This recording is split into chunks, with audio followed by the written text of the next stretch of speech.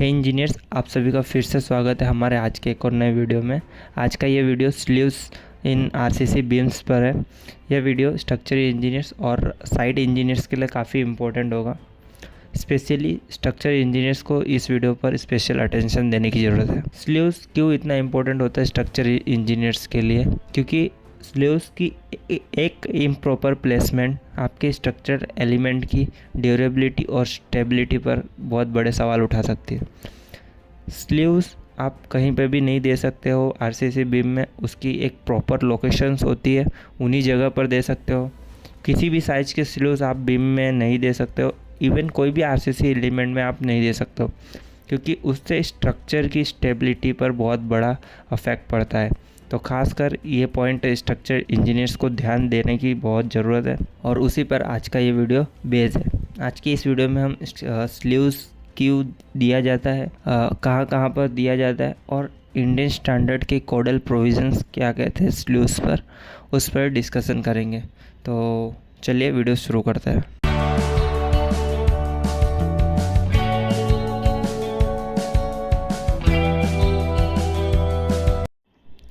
Okay, तो sleeves one type of opening होता है जो कि बीम्स या किसी भी आरसीसी एलिमेंट्स में दिया जाता है, जिसका मेन पर्पस सर्विसेज की कोई भी फैसिलिटीज़ को पास करने के लिए होता है from one point to another point, जिसमें बीम या तो कोई आपका RCC element as a obstruction बीच में आ रहा होता है। तो इसलिए हम स्लीव्स या तो ओपनिंग आरसीसी एलिमेंट्स में देते हैं। जैसा कि मैंने आपको बताया, स्लीव्स आप क्यों इसमें देते हो, बहुत से टाइम पे मैकेनिकल सर्विसेज आ रही होती है, इलेक्ट्रिकल सर्विसेज आ रही होती है और most of the time plumbing service के लिए आपको खासकर बहुत सी टाइम्स में स्लीव्स प्रोवाइड की जाती है आरसीसी एलिमेंट्स में।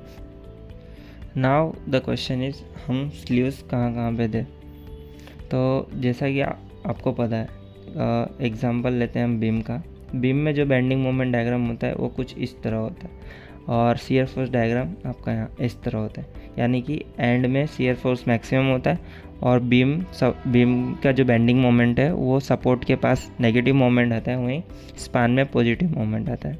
ओके, नाउ आपके बीम में दो टाइप के फोर्सेस होते हैं, एक तो टेंशन फोर्स, एक कॉम्प्रेशन फोर्स। उसी तरह आपका बीम के डिफरेंट सेक्शंस जोन्स डिवाइड होते हैं, जैसा कि मैंने यहाँ पे रिप्रेजेंट किया है। 6 जोन्स में एक बीम को पार्ट में डिवाइड किया हुआ है। जैसा कि आप बेंडिंग मोमेंट देख रहे हो कि यहाँ पे टेंशन आ रहा है, that mean this is the tension zone. यहाँ पे मोमेंट्स आएगी, यहाँ पे जो फोर्सेस होंगे वो टेंशन फोर्स होंगे। वहीं आपका जो 5th जोन है वो भी टेंशन जोन कहलाएगा और आपका 3rd जोन है वो भी टेंशन जोन कहलाएगा। उसके अलावा के जो जोन होंगे वो कॉम्प्रेशन जोन होंगे, जहाँ पे मोमेंट नहीं आ रही है, दैट मीन्स वहाँ पे कॉम्प्रेसिव फोर्स होगा। और हमें पता है कि कोई भी कॉन्क्रीट एलिमेंट या आरसीसी एलिमेंट में जो मोमेंट्स होती है यानी कि टेंशन फोर्सेस होते हैं वो रेइंफोर्समेंट लेते हैं और जो कॉम्प्रेशन फोर्सेस होते हैं वो कंक्रीट लेता है। तो इस हिसाब से मैंने इस बीम में 6 लोकेशंस दिए हुए हैं जहाँ पे उसके फोर्सेस के accordingly. Now the ideal location कोई भी स्लीव्स देने की होती है वो होती है मिडल ऑफ द वेब, मतलब बीम के बीच में। आपको कॉम्प्रेशन जोन में कभी भी स्लीव्स नहीं देना है। क्यों? क्योंकि जैसा कि हमें पता है कॉम्प्रेशन फोर्सेस जो होते हैं बीम्स में या कोई भी आरसीसी एलिमेंट में वो कंक्रीट के द्वारा लिए जाते हैं। वहीं अगर आप स्लीव्स आप उसके कॉम्प्रेशन जोन में दे दोगे तो उस पर्टिकुलर सेक्शन में जो कॉम्प्रेशन फोर्सेस आएंगे उसको रेजिस्ट करने के लिए जो कंक्रीट का एरिया होगा वो रिड्यूस हो जाएगा, जिसके कारण कंक्रीट वीक हो जाएगा उस पर्टिकुलर सेक्शन पर और वहाँ पर स्ट्रेस या तो कोई भी अदर टाइप ऑफ डैमेज होने की प्रोबेबिलिटी बढ़ जाएगी। इसलिए आपको कंक्रीट के कॉम्प्रेशन जोन में स्लीव्स नहीं देने हैं, आप उसे टेंशन जोन में दें और खासकर बीम्स के मिडल में दे। वो एक प्रॉपर लोकेशन होती है जहाँ पर ना ही ज़्यादा कॉम्प्रेशन फोर्स होता है ना ही ज़्यादा टेंशन फोर्स होता है। अब स्लीव्स में भी आप 3 लोकेशन हो जाते हैं, जैसे कि एक लोकेशन होता है सपोर्ट के पास, दूसरा मिडल में और तीसरा सपोर्ट के पास। मिडल में जैसा कि मैंने आप बताया यहाँ पे ग्रीन एरिया में हाईलाइट किया हुआ, इतने एरिया में आप स्लीव्स दे सकते हो क्योंकि ये आपका नीचे का एरिया टेंशन में आ जाता है, जहाँ का जो फोर्सेस है वो आपका रेनफोर्समेंट लेगा। हालांकि यहाँ पे भी आपको एकदम ही बॉटम में नहीं देना है, आपको थोड़ा सा ऊपर, बार से थोड़ा सा ऊपर देना है, ताकि बार भी कंक्रीट से ढका रहे, नहीं तो कोरोजन का इश्यूज हो जाएंगे। नाउ अगर सपोर्ट के पास आपको स्लीव्स देने हैं तो उस टाइम पे आपको शियर कंसिडरेशन को ध्यान में रखना पड़ेगा। यानी कि अगर आप स्लीव्स दे रहे हो तो वहाँ पे शियर कैलकुलेशन एक बार करके उसका शियर चेक करना पड़ेगा, और अगर सेटिस्फाइड होता है तो आप वहाँ पे शियर प्रोवाइड कर सकते हो। Now the IS codal provision क्या होता है? नाउ IS कोड ने स्लीव्स या ओपनिंग्स के लिए 2 पार्ट में डिवाइड कर दिया, एक तो स्मॉल ओपनिंग और दूसरा लार्ज ओपनिंग। स्मॉल ओपनिंग जैसे कि आप देख रहे हो छोटे छोटे पाइपों के लिए दिया जाता है।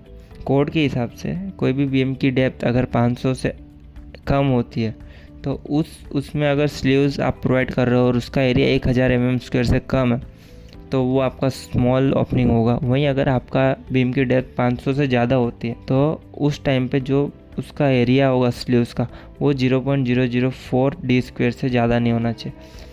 अगर उससे कम है तो आपका स्मॉल ओपनिंग्स होगा। और स्मॉल ओपनिंग आप, जैसा कि मैंने प्रीवियसली बताया पिछली स्लाइड्स में, उस अकॉर्डिंगली आप प्रोवाइड कर सकते हो। और स्पेशल या आइडियल लोकेशन जो होगी वो मिडल डेप्थ ऑफ बीम होगी 1/3 ऑफ बीम में, और जो डिस्टेंस होगा आपका ओपनिंग का वो भी 150 mm से कम नहीं होना चाहिए। ये प्रोविज़न SP 34 में मेंशन की हुई है। नाउ द लार्ज ओपनिंग जो IS कोड ने मेंशन किया है, whenever the larger dimension of opening exceed 1/4 of the effective depth of the member it is to be considered large. यानी कि आपकी ओपनिंग की जो लार्जर डायमेंशन है वो अगर आपके डेप्थ का 1/4 पार्ट हो जाती है, यानी 1/4 इंटू उसकी डेप्थ हो जाती है, तो वो लार्ज ओपनिंग में कंसिडर की जाएगी। ऐसे केस में आपको ओपनिंग्स के सराउंडिंग एक स्पेशल रेइंफोर्समेंट की अरेंजमेंट प्रोवाइड करनी होगी, जो कि SP 34 में ऑलरेडी मेंशन की हुई है।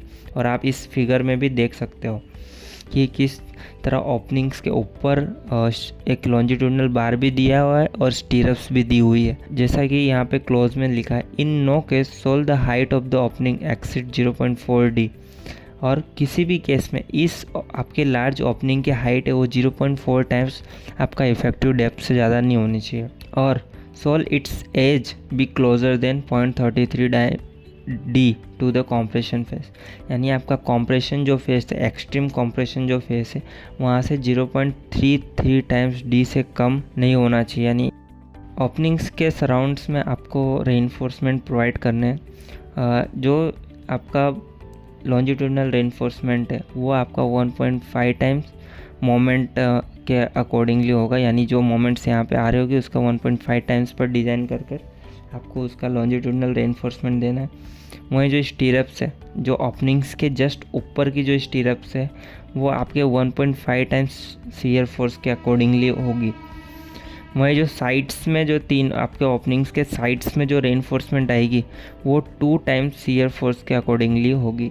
इस लोकेशन पे जो शियर फोर्स आ रहा होगा उसके 2 टाइम्स पर आपको डिजाइन करके आपको यहाँ पे स्टीरप्स प्रोवाइड करनी है। तो ये कुछ खास प्रोविजंस थी शियर लिंक्स की, जिसे आपको ध्यान देना है स्लीव्स को प्रोवाइड करते समय। आई होप ये वीडियो आपको समझ आया होगा, और आई थिंक ये बहुत लेंदी हो गया है, छोटा सा टॉपिक था पर काफ़ी बड़ा वीडियो बन चुका है, तो मैं इसको यहीं समाप्त करता हूँ। आपको ये वीडियो में अगर कुछ प्रॉपर अंडरस्टैंडिंग नहीं हुई होगी तो आप हमारे ब्लॉग्स को पढ़ सकते हैं, जिसकी लिंक मैं डिस्क्रिप्शन में दे दूँगा। वहीं अगर आपको इस वीडियो से जुड़ी कोई भी इश्यूज़ हो रहे हैं या आपको समझ नहीं आ रहा है तो आप कमेंट भी कर सकते हैं, हम उस चीज़ को ध्यान में रखेंगे अपने नेक्स्ट वीडियो में। तो आई होप ये वीडियो आपको अच्छा लगा होगा। इस प्रेजेंटेशन की लिंक्स भी मैं डिस्क्रिप्शन में दे दूँगा, आप वहाँ पर जाकर डाउनलोड कर सकते हैं। तो चलिए मिलते हैं नेक्स्ट वीडियो में।